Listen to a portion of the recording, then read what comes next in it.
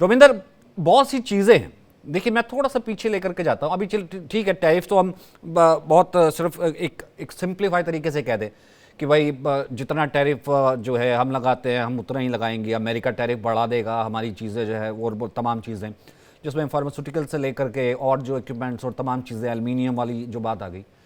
लेकिन इससे पहले वो भारतीयों का वापस आना, उससे पहले हमने देखा है कि अमेरिका फर्स्ट में जो है सबको एक तरीके से ट्रीट करना। एक यहां पर देखा जाए इस दौरे से क्या कुछ एक्सपेक्टेड है, क्योंकि मैं वहां पर मौजूद था और शायद आप भी थे जब वो नमस्ते ट्रंप वाला कार्यक्रम हुआ था नरेंद्र मोदी स्टेडियम में।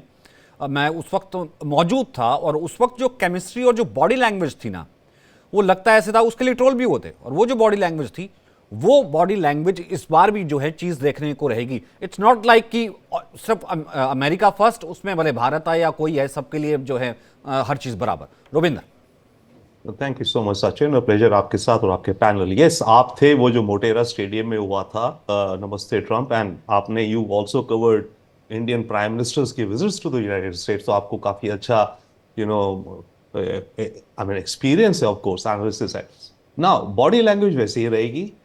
पर बात यह है कि जब अमेरिका, एक चीज हो रहा है, अमेरिका जब या ट्रंप जब अमेरिका फर्स्ट कहता है, ऑफ कोर्स उसका मानना मतलब यह है अमेरिका फर्स्ट इनसाइड अमेरिका, पर उसका मतलब यह भी है अमेरिका फर्स्ट आउटसाइड अमेरिका। ये नहीं कि अमेरिका फर्स्ट कह के वो केवल अपने घर में बैठ जाएगा, नहीं, अमेरिका को दुनिया में भी नंबर वन वो देखना चाहता है।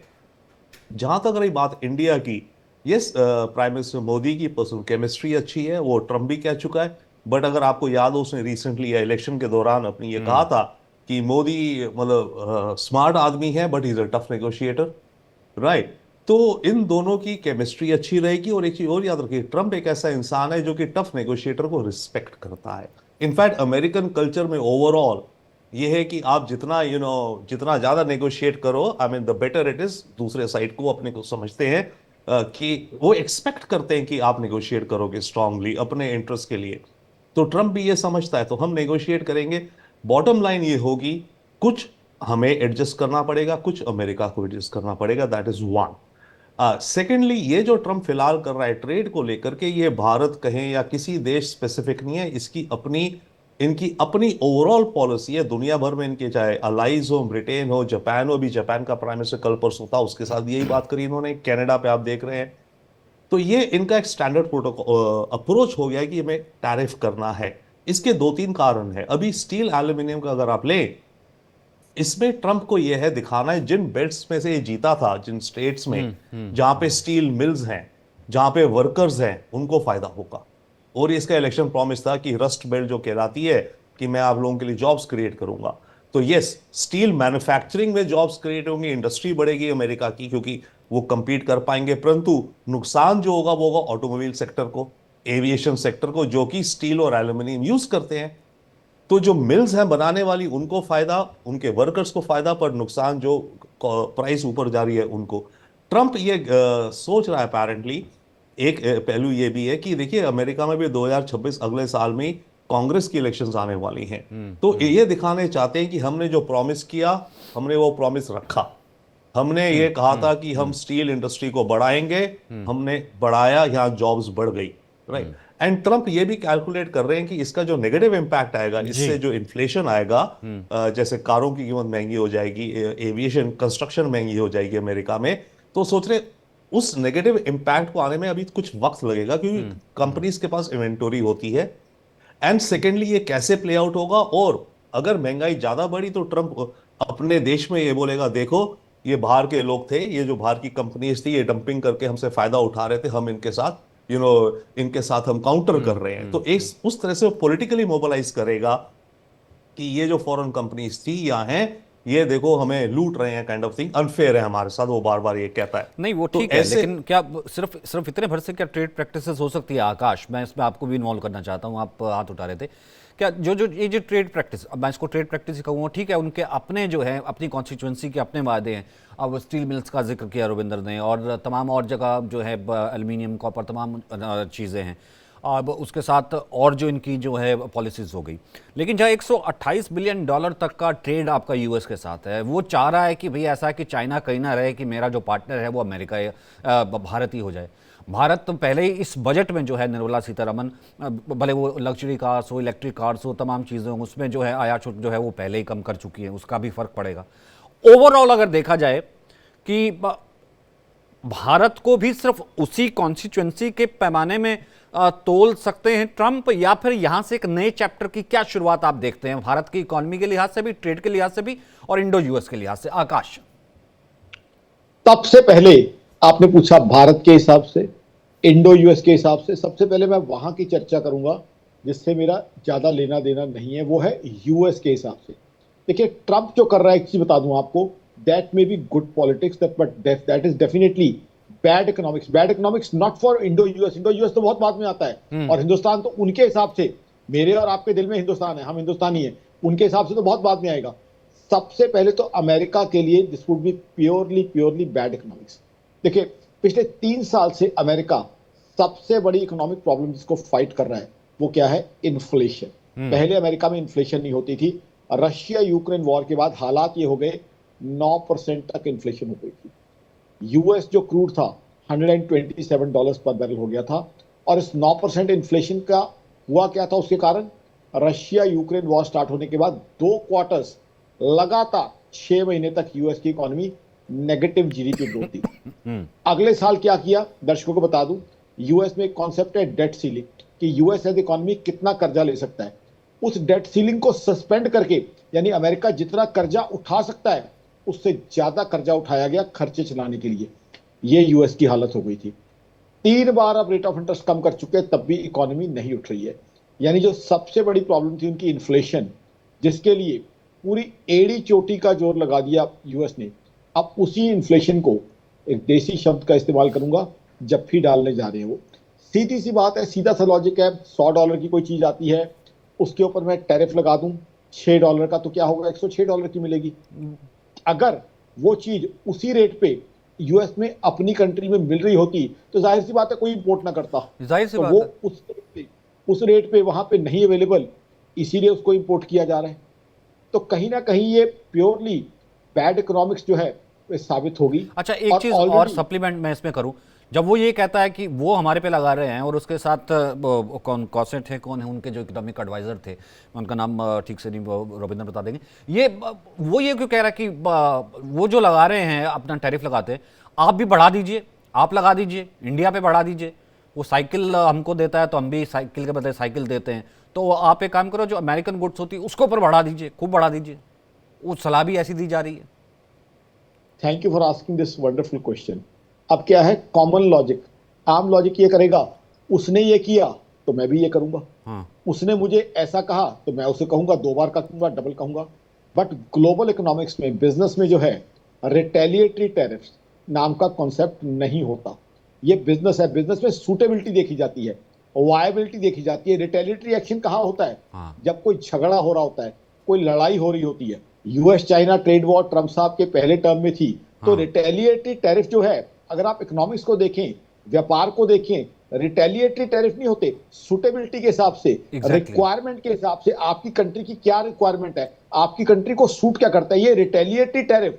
रिटेलिएशन लड़ाई झगड़ा बहस का शब्द हो सकता है, व्यापार का, व्यापार में रिटेलिएशन शब्द ही इस्तेमाल नहीं होता। तो ये जो रिटेलिएटरी टैरिफ है, तो ये कहीं ना कहीं जो है, मैं फिर वही कहूंगा, this could be good politics. अपने लोगों के सामने जो है वाहवाही आ सकती है कि ठीक है हमने रिटेलिएटरी टैरिफ लगा दिए, लेकिन व्यापार में तो बहुत सोच समझ के किस चीज की रिक्वायरमेंट है, किस चीज की मुझे सूटेबिलिटी है, कौन सी चीज करना, इंपोर्ट करना, देसी भाषा में कहूं, मुझे पड़ता है, मुझे जो है जरूरत है। हाँ, सही बात है। वो चीज उसमें देखनी बहुत जरूरी है। और एक और बात कहूं, 10 सेकंड और लूंगा। यूएस चाइना जब ट्रेड वॉर चली थी, ट्रंप साहब के पिछले जब इनका रजीम था, उस समय ग्लोबल इकोनॉमी के हालात ठीक थे। तो ग्लोबल इकोनॉमी के हालात ठीक है, देसी भाषा का इस्तेमाल करूंगा, आदमी की हेल्थ ठीक है तो झटका हो जाए, थोड़ी बीमारी हो जाए, आदमी सह सकता है। अब ग्लोबल इकोनॉमी और अमेरिकन इकोनॉमी खुद स्लो डाउन का शिकार है, तो आदमी पहले ही डायबिटीज से बीमार चल रहा है, ऊपर से वायरल हो जाए, तो वो अच्छा नहीं है। जाहिर सी सबसे बात है, पहले और तो सब यूएस चीज़ें जो है तमाम बदली हैं। अमेरिकन इकॉनमी आप देख लीजिए, कोरोना देख लीजिए, बीच में जो है इकॉनमी देख लीजिए, तमाम वो जो चीज़ें, और अब का चाइना, उस वक्त का चाइना, वो सब चीज़ें भी हैं। तो ऐसे में पूर्णिमा, आप इसे कैसे एनालाइज करेंगी कि एक ही लाठी या एक ही हंटर थोड़ा हो सकता है और पूरे विश्व के लिए, क्योंकि मैं ट्रंप हूँ और मैं आ गया हूँ और यही मेरे वायदे थे, अमेरिका फर्स्ट, बाहर की सब बंद कर दूंगा, अमेरिका फर्स्ट जो है टैरिफ में बढ़ा दूंगा। नहीं जी, वो कोई टैरिफ ऐसा तो है नहीं कि जो बाइडन अभी जो पीछे थे तभी लगाओ, पहले भी तो टैरिफ था, टैरिफ पॉलिसी है। हर कंट्री के बीच एक ट्रेड एग्रीमेंट होता है, $128 बिलियन कोई कम तो नहीं होता व्यापार जो भारत और यूएस के बीच होता है, और ये बहुत अच्छे से जानते हैं, because is a businessman. Trump tower से लेकर के तमाम चीज़ें उनके पास है, ये जानते हैं। तो क्या चल क्या रहा है वहाँ पर इंडियन डायस्पोरा में और इंडियन थिंक टैंक्स में? Thank you so much for having me. देखिए, अबाउट ट्रम्प एंड मोदी, हम सब जानते हैं कि उनका जो रिश्ता है बहुत वार्म टाइप का रिश्ता है, विच इज़ वेरी गुड।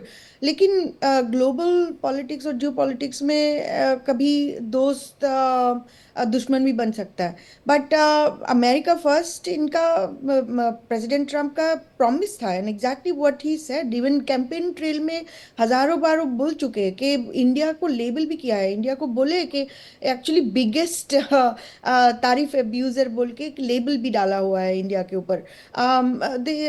अभी कुछ दिन पहले जो हुआ है, अब और भी होगा, बेसिकली यहाँ से जो इलीगल इंडियंस को भेजा जा रहा है, ऑप्टिक्स जो उसका हुआ है, बहुत बुरी तरह ऑप्टिक्स हुआ है इंडिया में। और आपके ऑपोजिशन जो है उसमें बड़ा हल्ला गुल्ला मचाया कि इंडियंस की कुछ तरीका से इंसल्ट हुआ है एंड स्टफ लाइक दैट। उसके बाद मैंने जयशंकर जी की नोट भी देखा है कि उन्होंने कहा है कि ऐसा तो नहीं है कि उन्होंने पहले भी ऐसे किया है और उनके नॉर्म के हिसाब से किया है, बट ऑप्टिक्स उसका बहुत खराब था। चेन लगा के रखा है हाँ, कि वो बेड़ी 45 और आवर्स की हथकड़ी और ये लगा।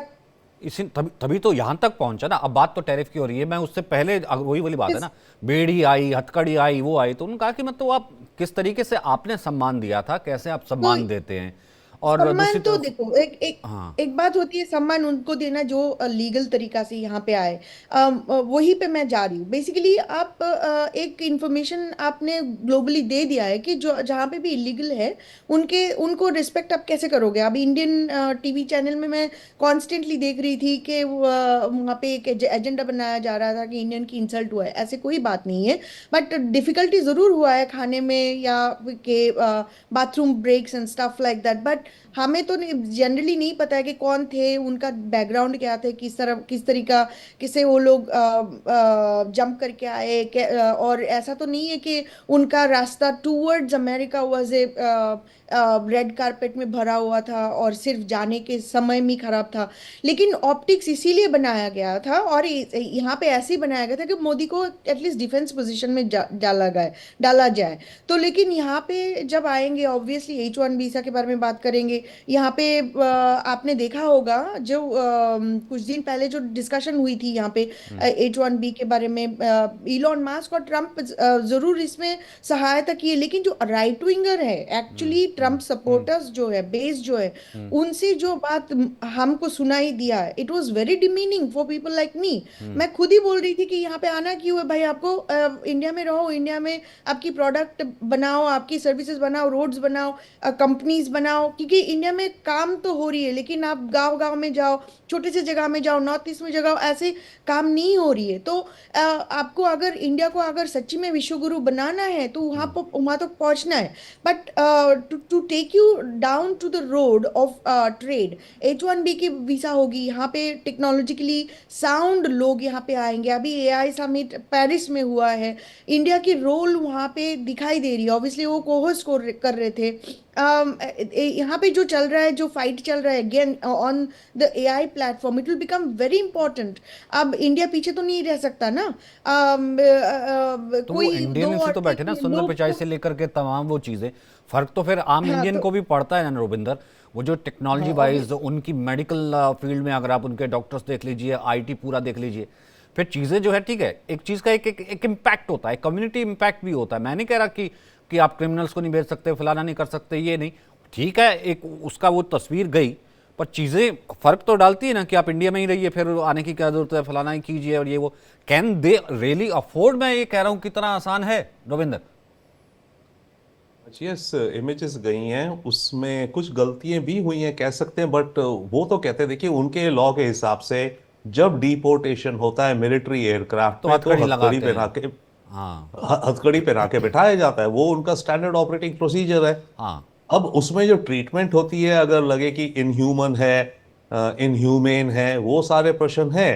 अब यस, इट कुड बी कि उसमें बात करी जाए, but I mean yes, some of that can be, maybe they can change, but firstly वो ये कहते हैं। But coming back to the point of H1 and immigration overall, देखिए H1 को भी आप अलग रखिए, क्योंकि H1 के जो भी नंबर हैं 65, 20, 85,000, वो नंबर कुछ ज्यादा बढ़ेंगे नहीं, अभी रहेंगे। बट H1 में अब एक्चुअली डिले, और इन्होंने थोड़ा टाइट कर दिया, नंबर कम नहीं कर रहे पर टाइट कर रहे हैं, प्रोसेस को थोड़ा महंगा कर रहे हैं। पर अलग छोड़िए, बात यह है कि जो ट्रंप का जो बेस है, ठीक है, मस्क कहता है हमें टैलेंट चाहिए, और अमेरिका बना ही टैलेंट पे है, राइट? मस्क देख लो, गूगल देख लो, जो देख लो, ये सब इमिग्रेंट्स थे। पॉइंट इज, जो ट्रंप का बेस है एक बहुत बड़ा मागा वाला, वो बिलीव करता है एक थियरी जिसको कहते हैं ग्रेट रिप्लेसमेंट थियरी, उनके हिसाब से, जो लॉरा लूमर वगैरह ने कही थी, उनके हिसाब से कि कोई भी इमिग्रेंट नहीं आना चाहिए, इलीगल तो छोड़ो, लीगल भी नहीं आना चाहिए हमारे देश में। और वो इसलिए कहते हैं क्योंकि जो भी इमिग्रेंट आते हैं, चाहे लीगल भी आते हैं हमारे देश में, वो फिर धीरे धीरे हमारे को रिप्लेस करने की साजिश बना रहे हैं। अब इंडियंस जो जा रहे हैं वहां पे, ठीक है, रह रहे हैं H1 पे, ग्रीन कार्ड सिटीजन बन गई है वो। अब मेरे विचार से तो नहीं कि हम प्लानिंग कर रहे हैं कि भाई धीरे धीरे व्हाइट्स को कम करेंगे और इंडियंस हावी हो हाँ जाएंगे, हाँ हाँ, या एग्जैक्टली। बट उनका जो बेस है वो ये कहता है किसी भी इमिग्रेंट को लेकर कि हमें कोई इमिग्रेंट नहीं होना चाहिए, क्योंकि इमिग्रेंट आकर के धीरे धीरे हमें रिप्लेस कर रहे इतना हैं। आसान है? या ठीक है, मैं एक लास्ट कमेंट ले लेता हूँ आकाश से। इतना आसान है फिर आकाश? आप देखते हैं जिसे हम ये कहते हैं खुली अर्थव्यवस्था, इस खुली अर्थव्यवस्था में इस तरीके से दरवाज़ा खिड़की बंद करके कि चलो ठीक है, मेरा जो वो कहता है कि बाहर वाले आते हैं, सब ले जाते हैं, इंडियन से बगैर इस, ठीक है, मैं तो इंडियन पॉइंट ऑफ व्यू रखता हूँ कि बगैर उसके अमेरिका को चलाना, जो कि बना ही किसके था? इमिग्रेंट्स के लिए बना था। वो गोरे नहीं, गोरे तो इंग्लैंड में होते थे। देखिए, बहुत आपने एक इंपॉर्टेंट पॉइंट उठाया, खिड़की दरवाजे बंद करना। देखिए, खिड़की दरवाजे अगर तो पहले ना खोले होते, पहले तो सपाट खुले हुए थे, ट्रेड, ग्लोबल ट्रेड बढ़ रहा था, एक कंट्री की दूसरी कंट्री पे डिपेंडेंस हो रही थी, ग्लोबल ट्रेड बढ़ता जा रहा था। पहले आपने खिड़कियां दरवाजे खोल दिए, खिड़कियां नहीं, दरवाजे सपाट खोले हुए थे हाँ। कि आइए, हाथ मिलाइए, मिलिए। अब जो है खोलने के बाद बंद करना, तो वो कहीं से भी सूट नहीं करता, ना तो ग्लोबल ट्रेड को सूट करता है, ना उनकी अपनी इकोनॉमी को सूट करता है। और उनकी अपनी इकोनॉमी स्लो डाउन का लगातार फाइट कर रही है। उनकी अपनी इकोनॉमी, उनका अपना बजट कई सालों से डेफिसिट में चल रहा है। अमेरिका, ठीक है, दुनिया की सबसे बड़ी इकोनॉमी है, सबसे पावरफुल इकोनॉमी है, ट्रंप साहब की हम इज्जत करते हैं, जो दुनिया के सबसे शक्तिशाली व्यक्ति हैं। बट क्या अमेरिका आज की तारीख में एक कामयाब इकोनॉमी है, सक्सेसफुल इकोनॉमी है? अमेरिका तो खुद स्ट्रगल कर रहा है आज की जो है वो तरक्की वाली इकोनॉमी बने, वो स्लो डाउन से बाहर निकले। ऐसे में इस तरह के डिसीजंस, इस तरह के जो एक्सपेरिमेंट्स करना, एडवेंचर्स करना, क्या उनकी इकोनॉमी को सूट करेगा? मेरे हिसाब से सूट नहीं करेगा। और दूसरा, अगर आगे चल के, एक और चीज सुनिए, अगर आगे चल के ये चीजें नहीं चलती, इससे कुछ रिवर्स करनी पड़ती हैं चीजें, फिर क्या होगा? कभी आगे कभी पीछे। तो बिजनेस और काम धंधे, मेरे दोस्त, आप तो नॉलेजेबल एंकर हैं, ऐसे नहीं चलते। बिजनेस और काम धंधे तब चलते हैं जब कंसिस्टेंसी होती है पॉलिसीज में। इस तरह जो है पॉलिसीज आज ऐसे वो बात नहीं बनती। तो मेरे हिसाब से तो आगे चल के टैरिफ कहीं ना बढ़ाने कहीं से चीजें लेकर के इमिग्रेंट्स को आने नहीं देना, फलाना नहीं, ये कोई युद्ध थोड़ा ना। और रिजीम चेंज हुई है, आप आए हैं, आप अपना पीपल्स फ्रेंडली जो है वो जिसे कहते हैं, ठीक है, आप अमेरिका फ्रेंडली फर्स्ट है तो बाकी पीपल्स फ्रेंडली भी तो है, ठीक है,